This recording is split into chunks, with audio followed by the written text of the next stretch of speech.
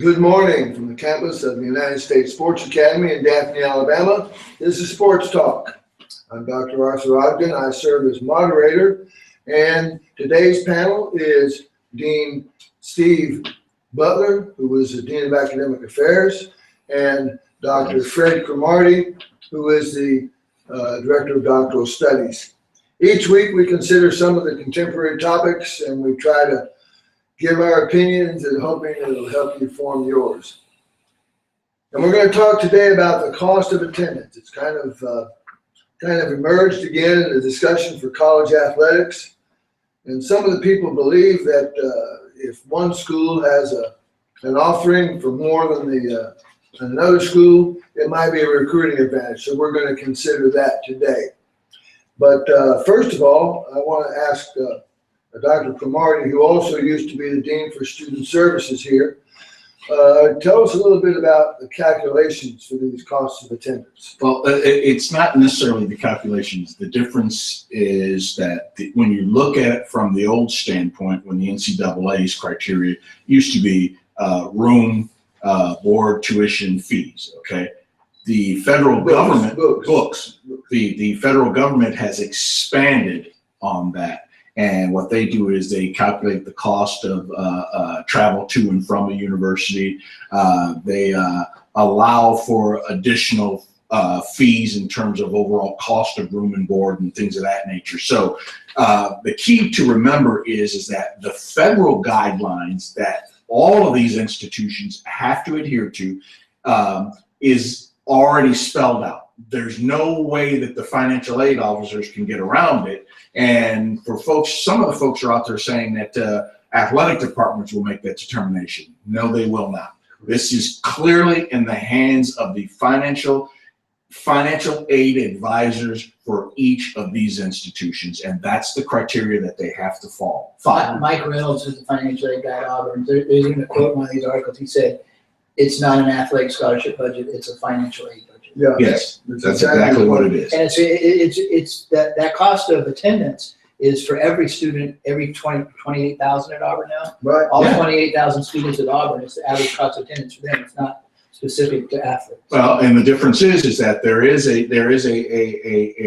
formula where it's based on in-state students and out-of-state students. Yeah, so there's a little bit of difference in terms of the money there. But the other criteria that's that we because of the tuition difference. Yeah, the other thing that we have to understand too, though, is that all we hear is that one big factor, that one big number. Okay, student athletes at X university could potentially get $5,666. Okay, and over at Z university, they could only get $4,332. Well, we make it out to be that's what these kids are getting a month. No, that is what's awarded to them for the year. Right. So you divide that by 12 right there, so that's like that. Well, it's not 12, it's 9 months. 9 months you're in 9 school. months? Yeah, it's usually 9 months that you're in school. But isn't there something that's covered also for some of the ones who are staying and going to summer school? Well, if you do summer school, that's you have to stipulate that in your in your forms when you initiate the process for financial aid or for attendance of the institution in that, because the summer session is usually a little bit different, and it's usually a separate issue because it's not as much. But again, we look at the argument, we're talking monies here for students, and that we don't talk about the tuition increases for state institutions across the board. We're talking anywhere from 2 to 3, sometimes 4% increases here. And then you've got state institutions where they're still getting, 8, 9, 10, 7% increases. Right, and then they're tied into the Title I, the Title IV funds, Yes. which are federally dispersed, and they're not necessarily going to say, okay, well, you've got a 3% increase, so we're going to give you a 3%. No. Nope. Their formula stays the same across the board. Well, I know that you guys are tired of hearing this, and I would imagine those of you who are watching this are a little bit tired of all the talking heads on television and radio that try to make all kinds of pronouncements. From my perspective, the ones that are making these types of judgments about the cost of attendance, and they call it pay for play, which is absolutely a misnomer whatsoever. But I guess Billy Bob Joe that's sitting back in the trailer having another beer can't distinguish, because the closest he ever got to a college was when he drove by one. And when you get to this cost of attendance, it's only fair because academic scholarships include cost of attendance. My two oldest sons went on academic scholarships, one to VMI and one to the University of Florida, and it was like it covered everything. And also people on academic scholarships, if they want to, can get a part-time job. Right. Scholarship athletes are not allowed. And the other aspect is that those on academic scholarship, if they have the fortune to work with a professor who has been provided a research grant, they get to benefit in that as well. Sure. As student athletes do not get to do that, even though they can be in that scholarly academic realm too. If they find a professor they work with, they don't get the benefit from that. And that's something that most folks don't understand and don't know about. And if you've got a great student in the music department, for example, who's so talented that he plays on the side for the Philadelphia Philharmonic, he gets all that money and doesn't lose his scholarship. Right, Yes. and he can even sell his violin bow, but Right. you can't sell your football jersey. Okay, we talked about this a little bit offline. Let's bring into the conversation any influence or any effect that Title IX may have had on all of this. Either one of you, jump in here first.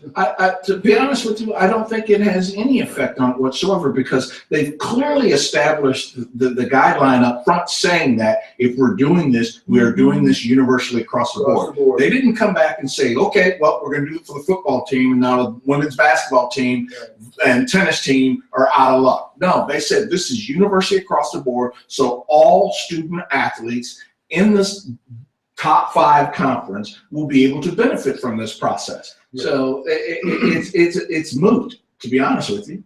I agree, and I think Title IX only comes up when people feel like that something's been done that hasn't been done fairly at a school, and that's when they try to use Title IX to justify their complaints. Whereas I agree with Dr. Cromartie. I don't think Title IX has any influence on this in the decision making at all. But I think that if some schools, department, like Fred said, if the tennis team doesn't get the same amount of money, if it's the women's tennis team doesn't get the same amount of money as the football team, then I think the lawyers will try to use Title IX as the rationale for their complaint. But if it's standard, as you both suggest, across the board, you can be on the like at University of West Alabama, you can be a bull rider on the rodeo team and be a wide receiver on the football team, and you're still going to get this.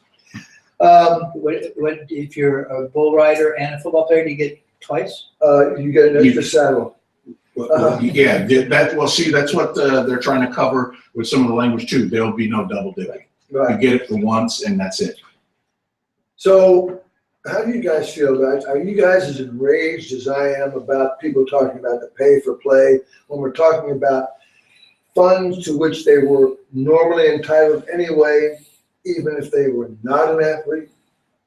I'm not necessarily so enraged about it. I just think that once again that you have a good segment of the population out there that are not informed of these things. Those of us who have attended college, participated in college athletics and that, know a little bit different. What we also have to understand too is that the whole structure is different at the Division II and Division III level. Sure. Well, Division III is all financial aid based on money.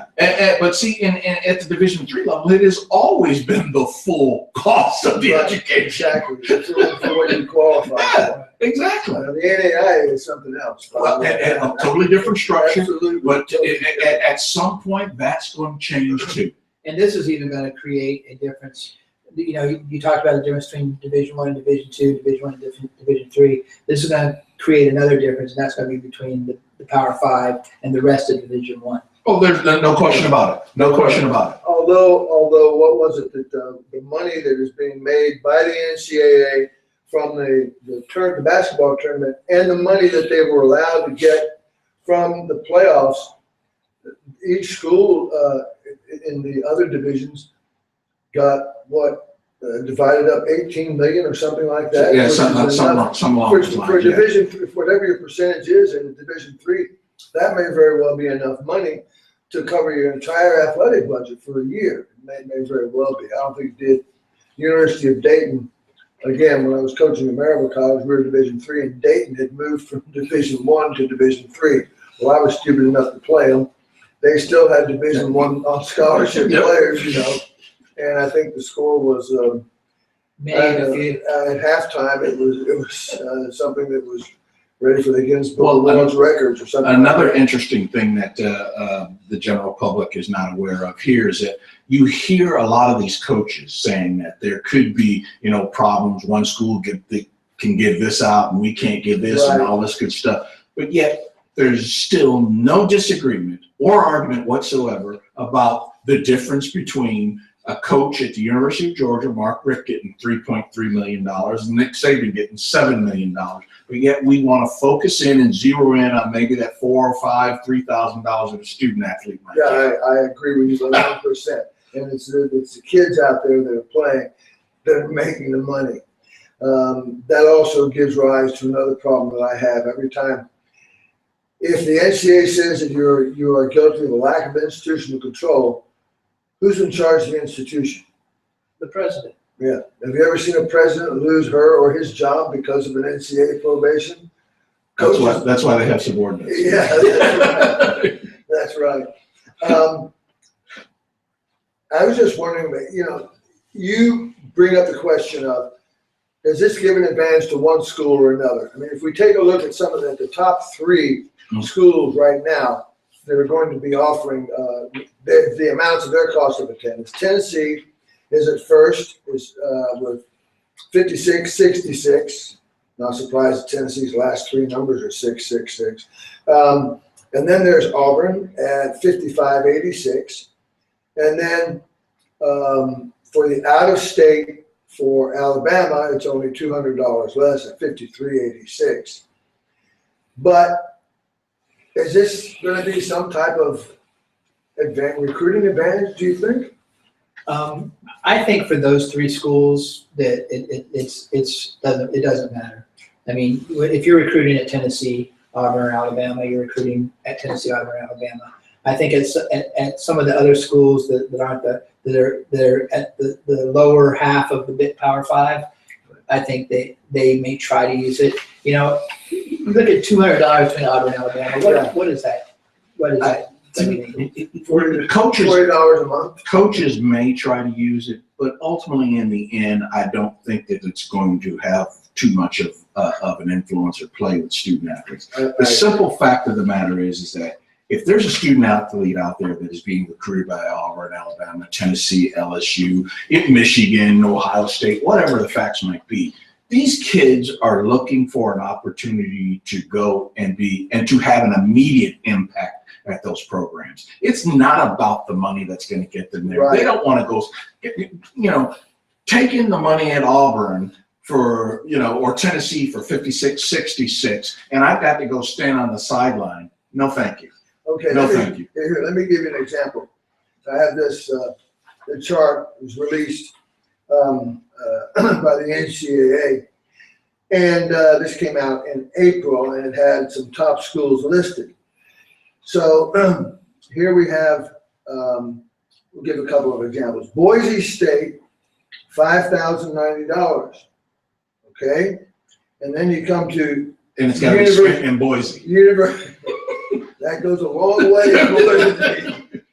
And then you got UCLA at $25.95. Well, let me ask you, if you're offered, if we've got a guy like Rich, our producer over here, who's offered a scholarship at UCLA or Boise State, and goes, well, gee whiz, Boise State offers about $3,000 more. Guess I'll go to Boise State, not UCLA. Is that a realistic view? No. I don't think so either. I really don't Rich think is so. way too smart for that. Rich is way too smart for that. And I've heard those arguments so many times on the radio, and it's always, you know, Billy Joe Bob calling in from the back of the trailer, and when he smiles, you can see his tooth. And he's going to tell you, well, you know, them boys are getting a free college education anyway. And really is getting old after a while. When you take a look at some of what the guys are doing now, do you realize how many players there are going to be playing this year in the Power 5 conferences who have already graduated and who are in graduate school, the percentage is going higher and higher. I went last year to the Auburn and the other team from Across the state, basketball game, and I'm watching the lineup. 40% of the lineup for Auburn was graduate students. And that tells you something about the direction we're going. Well, first of all, the Knight Commission comes along and says, we're not paying enough attention to academics. Well, all of a sudden, here they are, they're graduating at higher rates. As a matter of fact, student athletes are graduating at a higher rate than the general student population, and they'll give all kinds of excuses. Well, they get more attention and blah, blah, blah. Well, yeah, they are there for the entire year, and they've got better than a 40-hour work week. Anyway, the point is, all of this is going into the mix. I think it's going to be better for college athletics. I think and I'm not an egalitarian, and I'm definitely not a socialist.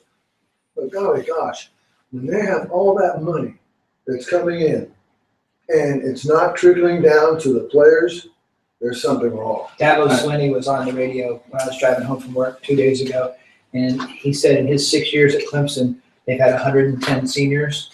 105 of them have graduated, and the other 5 are in the NFL. Well, and I think it's very admirable. It's great. But here's the thing we better take a look at, because the monies that they're talking about distributing to these college athletes is tied to the federal system. And that's money that these kids potentially might have to pay back. I hadn't thought about that. And what happens to the kid that doesn't make it to the next level, who doesn't get a job? Wait a minute. These are supposed to be treated like Pell Grants. You have to pay Pell Grants back? No, but they haven't classified this clearly in the realm of the Pell Grant. That's what I'm trying to say. We better pay attention to. It falls under the same. They want it classified under the same, but it's not yet. If they tie it to scholarships, though, then it's part of Right. it. If full cost attendance is part of their scholarship, We don't then have they don't to. have to pay. Otherwise, scholarships, they have to pay taxes on their scholarships now, and they don't. Well, listen, another good discussion. We want to thank y'all for tuning in and look forward to discussing things with you next week on Sports Talk. At the same time, we'd like to continue to encourage you to send in some of your suggestions to sportstalk@ussa.edu.